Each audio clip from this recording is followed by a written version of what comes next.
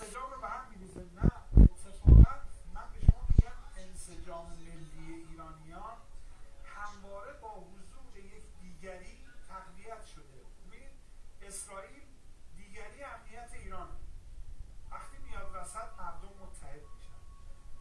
تحریم دیگری معیشت مردمه، مردم علیهش متحد میشن.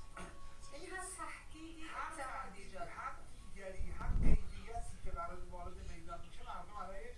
ایرانی اینجوری بود، برهنگی دیگری فرهنگ ایران، مردم علیه برهنگی متحد میشن، منسجم میشن. یعنی اتفاقا این مسئله فرصتی برای تقویت انسجام ملیه.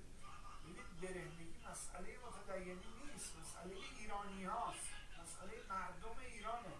مردم ایران مطالبه ضابطه داشتن رفتار، ضابطه داشتن لباس دارن. مردم ایران با تفکر متفاوت، اندیشه متفاوت، سبک زندگی متفاوت.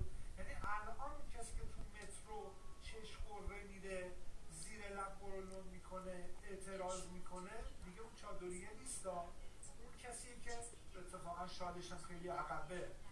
اما اگه به مردم بگید که آقا بیا یه تذکر محترمانه به اون کسی که داره مثلا بدن نمایی میکنه، یک مواجهه قاطع محترمانه همراه با عزت نفس و کرامت نفس انجام بده، مخالفت میکنه.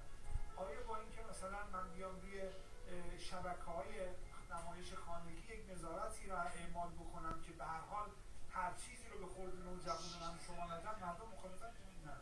پس مردم در یک سطحی که امروزه حاکمیت قائل مداخله است همراه هم و این مانع انسجام اجتماعی است. همینطور الان جالب به شما بگم پژوهش‌های معتبر و بروز دنیا داره امروز درباره موضوعی بحث میکنه تحت عنوان objectification theory، نظریه شیء انگاری.